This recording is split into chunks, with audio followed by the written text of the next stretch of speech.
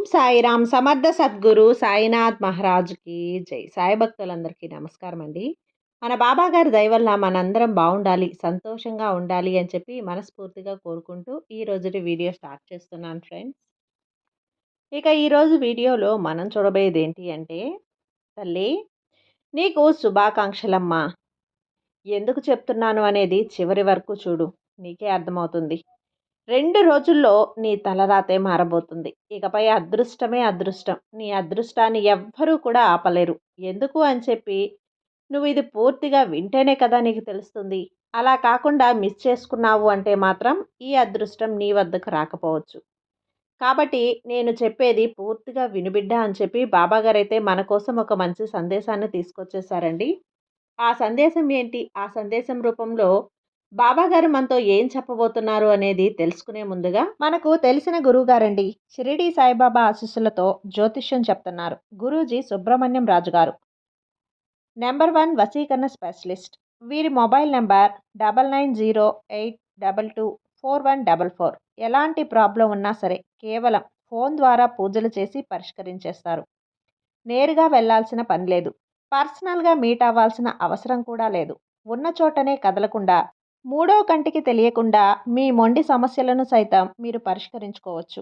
ప్రేమ, పెళ్లి, ఉద్యోగం, రాజకీయం, విదేశీ ప్రయాణం, ధనం నిలకడగా లేకపోవటం, భార్యాభర్తల మధ్య గొడవలు, ఆస్తి తగాదాలు, అప్పుల బాధలు, స్త్రీలు పురుషులు ఎటువంటి గుప్త సమస్యలున్నా సరే నెంబర్ 1 వశీకరణ స్పెషలిస్ట్. మీ మీద, మీ ఇంటి మీద చెడు ప్రయోగం జరిగినా, చేసి ఉన్నా కూడా నరదృష్టి, నరగోష్ట, సంతాన సమస్యలు, భార్యాభర్తల మధ్య, లవర్స్ మధ్య అనుమానాలున్నా, అపార్థాలున్నా, థర్డ్ పర్సన్ ఉన్నా సరే, అత్తాకోడళ్ళ మధ్య సఖ్యత లేకపోయినా ప్రతి ఒక్క ప్రాబ్లంకి చక్కటి సొల్యూషన్ ఇస్తున్నారండి. మీ వివరాలన్నీ కూడా సేఫ్ అండ్ సెక్యూర్గా ఉంచుతారు. మీకే కాదు, దేశ విదేశాల్లో ఉన్నవారు ఎలాంటి ప్రాబ్లమ్స్నైనా సరే పరిష్కరించుకుంటున్నారు. ఎంతోమంది విదేశాల్లో ఉన్నటువంటి వారు, దిక్కుతోచని పరిస్థితుల్లో అయోమయ స్థితిలో ఉన్నవారు ఇప్పుడు గురువుగారికి కాల్ చేసి వాళ్ళ ప్రాబ్లమ్స్ని సాల్వ్ చేసుకొని ఈరోజు హ్యాపీగా లైఫ్ లీడ్ చేస్తూ చాలా సంతోషంగా ఉన్నారు. కాబట్టే స్క్రీన్ మీద ఉన్నటువంటి నెంబర్కి ఒకసారి కాల్ చేయండి. మీ ప్రాబ్లంని గురువుగారితో పంచుకోండి. ఖచ్చితంగా గురువుగారు మీ ప్రాబ్లంకి సొల్యూషన్ చూపిస్తారు.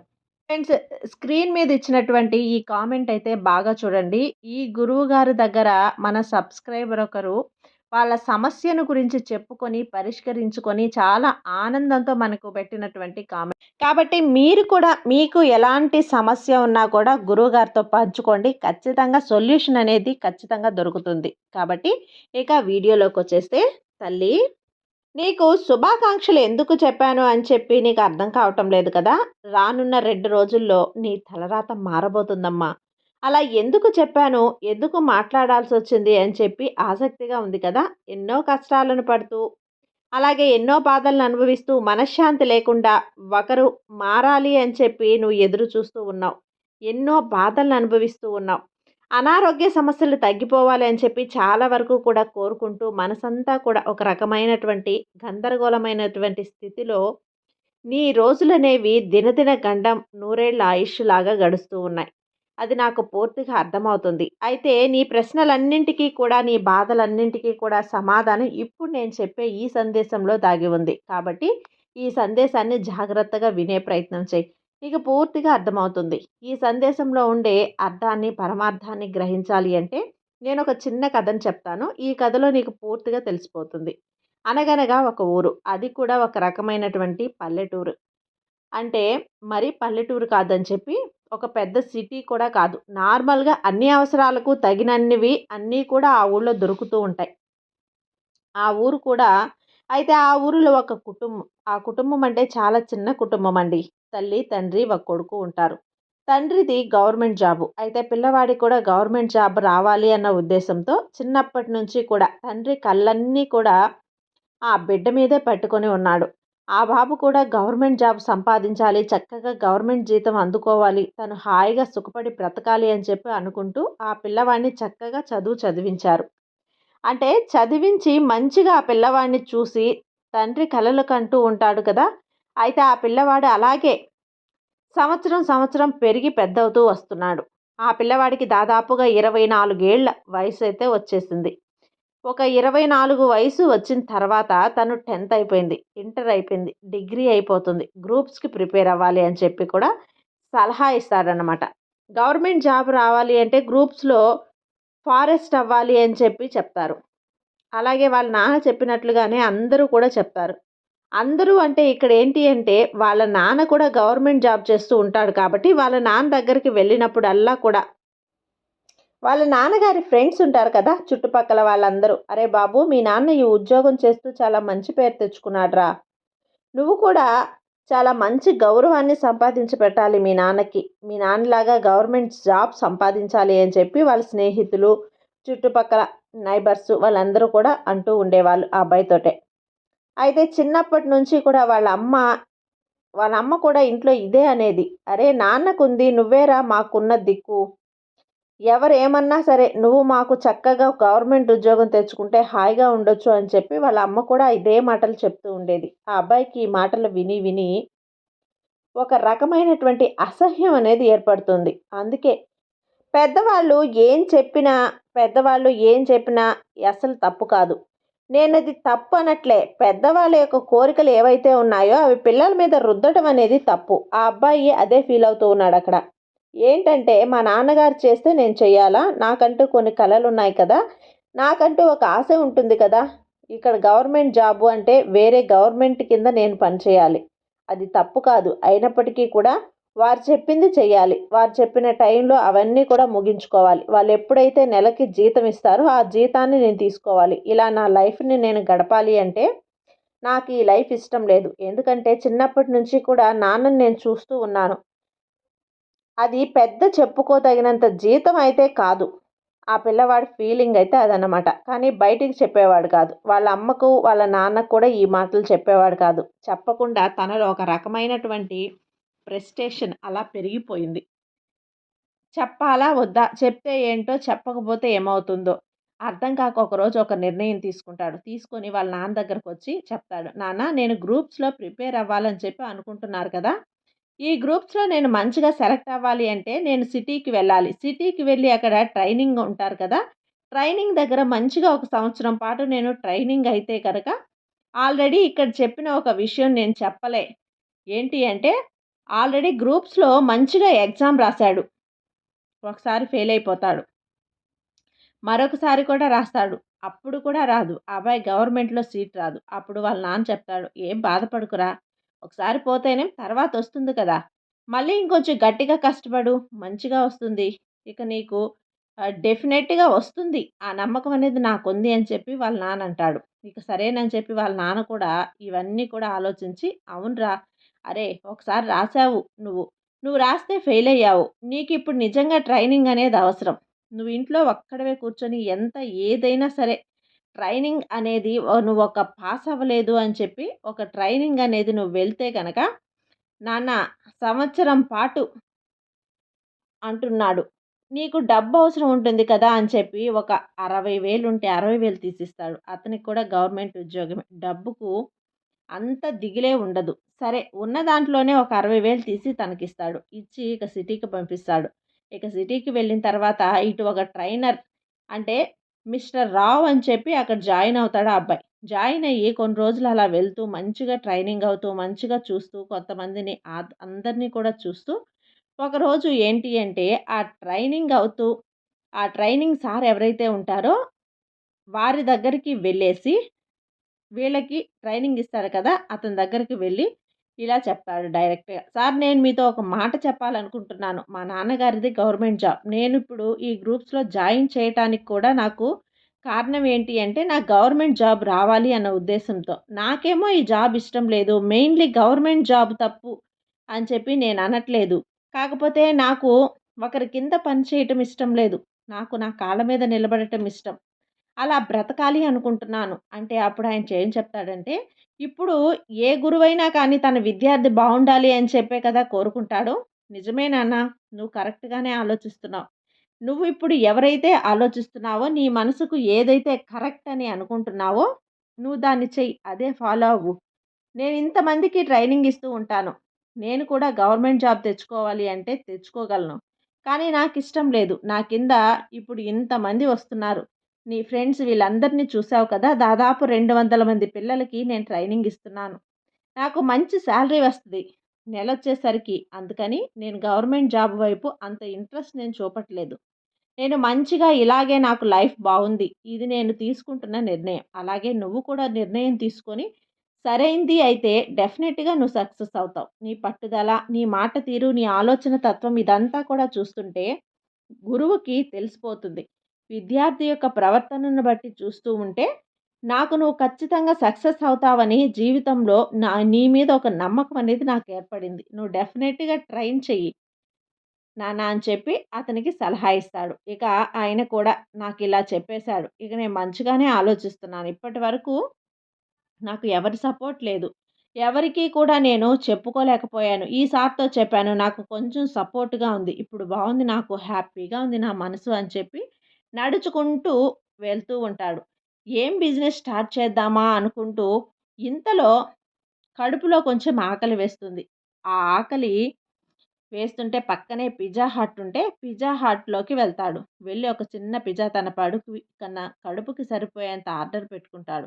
పెట్టుకొని ఆ పిజ్జాను తింటూ ఉంటే చాలా టేస్టీగా అనిపించింది. ఆ తినే వాళ్ళందరూ కూడా చాలా బావుంది, చాలా టేస్టీగా ఉంది అని చెప్పి అసలు వచ్చిపోయే వాళ్ళకి ఆ హోటలు ఒక మంచి వరంలాగా దొరికిందనమాట. అంటే చాలా గుంపులు గుంపులుగా వస్తున్నారు. ఆ పక్కన అందులో కూర్చున్న ఆయన కూడా మంచిగా డబ్బులు తీసుకుంటున్నాడు.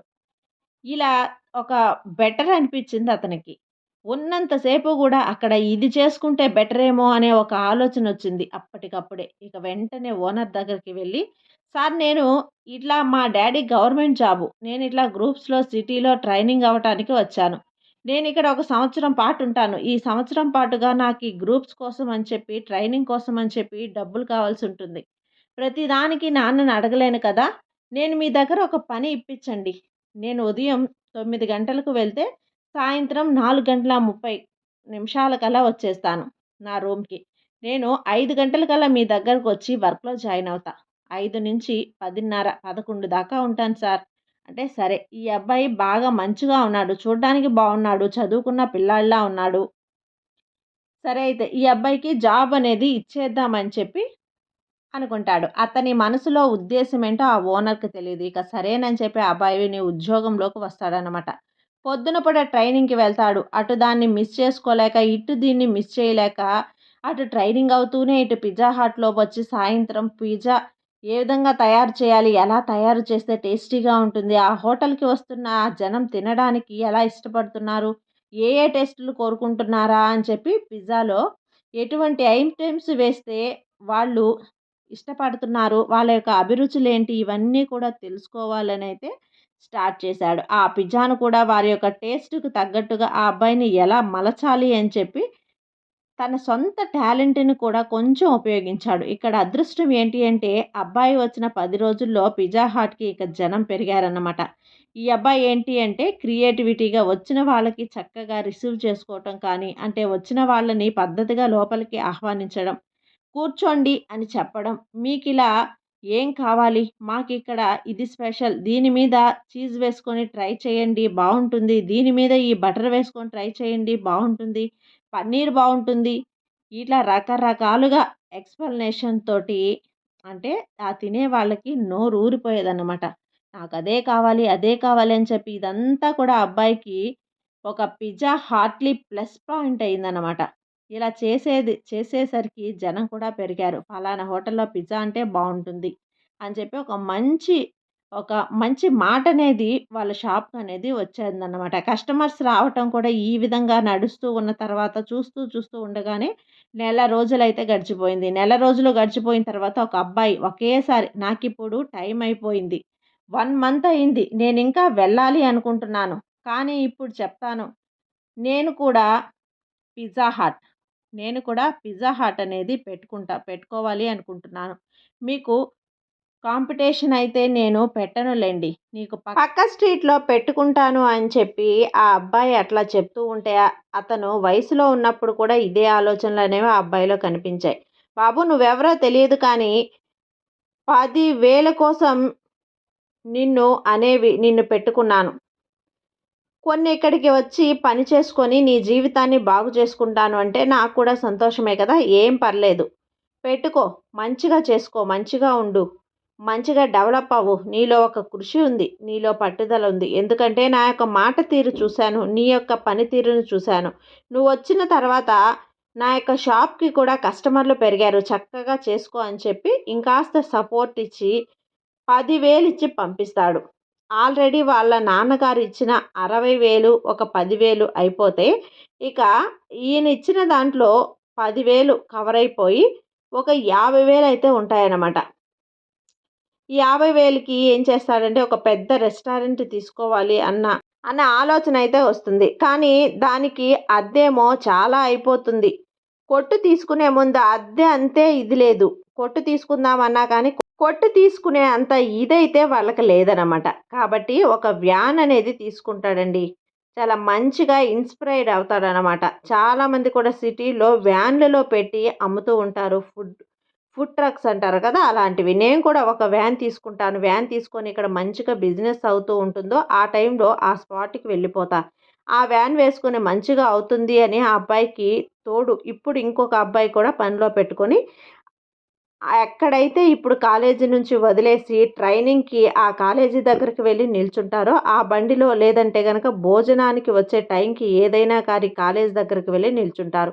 ఆ బండిలో లేదంటే భోజనానికి వచ్చి నిల్చున్నప్పుడు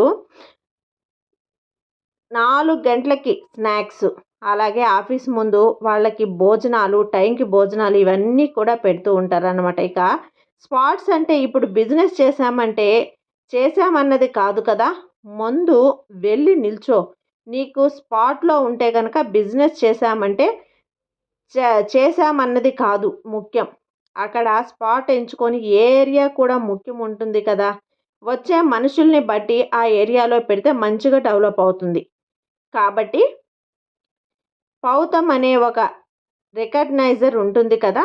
ఆ ఏరియాకి పెట్టుకున్నాడు. ఆ అబ్బాయి ఇక్కడ పెట్టుకొని మంచిగా సాగుతుంది. మంచిగా 1 ఇయర్ అంటే 1 ఇయర్ అంటే సంవత్సరం లోపల ఇంకా అక్కడ పెట్టేసుకొని మంచిగా సాగుతుంది. మంచిగా ఒక 1 ఇయర్ అంటే ఒక నెల రోజులు తీసుకొని తర్వాత ఇక పూర్తిగా దిగిపోతాడు ఆ అబ్బాయి. దిగిపోయి 10 నెలలు, 11 నెలల్లో నాన్న ఇంతవరకు అంటే వాళ్ళ నాన్నకు ఉద్యోగం వచ్చి దగ్గర నుంచి రిటైర్డ్ అయిపోయే వరకు ఇక రిటైర్డ్ అవ్వలేదన్నమాట. ఒక 50 సంవత్సరాలు వచ్చిన తర్వాత ఎంత సంపాదించాలో దానికి దాదాపుగా అందులో 10% ఈ అబ్బాయి ఒక్క నెలలోనే సంపాదించేస్తాడు. దానికి దాదాపుగా 10% కూడా ఈ అబ్బాయి నెలలోనే. అది కూడా 20 రోజుల్లోనే సంపాదించాడనమాట. అంటే 20 రోజుల్లో కాదు. ఒక 11 రోజుల్లో సంపాదిస్తాడనమాట. ఈ సంవత్సరం అయిపోయింది. తర్వాత మళ్ళీ నాన్న దగ్గరికి వెళ్తాడు వెళ్ళి. నాన్న నేను ట్రైనింగ్ తీసుకున్నాను. తీసుకున్న తర్వాత కూడా ఏంటో ఇంట్రెస్ట్ లేదు నాన్న. ఇంట్రెస్ట్ లేని పని చేయలేం కదా! నేను ఇంట్రెస్ట్ పెట్టుకున్నాను అని చెప్పి వాళ్ళ నాన్న కూడా లేదు నాన్న నువ్వు ఇప్పుడు ఇలా పెట్టుకొని ఇదెయ్యపు అంటే నాకు హ్యాపీయే. నువ్వు సక్సెస్ నీ తలరాత మారిపోతుంది. ఖచ్చితంగా రానున్న ఈ 2 రోజుల్లో నీకు సమయాన్నిస్తున్నాను. ఈ 2 రోజుల్లో నువ్వు తీసుకునే నిర్ణయం ఏదైతే ఉంటుందో నీ తలరాతను మార్చుకోవడానికి ఈ నిర్ణయం అనేది ఒక గురుబలాన్ని నీకు అందిస్తున్నాను. నీకు ఇంతకంటే అదృష్టం ఏముంటుంది చెప్పు? కాబట్టి నా గురుబలం నీకు తోడై ఉండాలి అంటే నీ యొక్క తలరాతను మార్చుకునే శక్తి నీ ఆలోచనలతోటి పెంచుకొని జీవితాన్ని అందంగా, ఆనందంగా మార్చుకునే ప్రయత్నం చేస్తే ఖచ్చితంగా నీ జీవితం అనేది చాలా సంతోషంగా ఉంటుంది. ఆ పట్టుదల పెరగాలి తల్లి. ఇదే నా కోరిక. జాగ్రత్తగా ఉండు.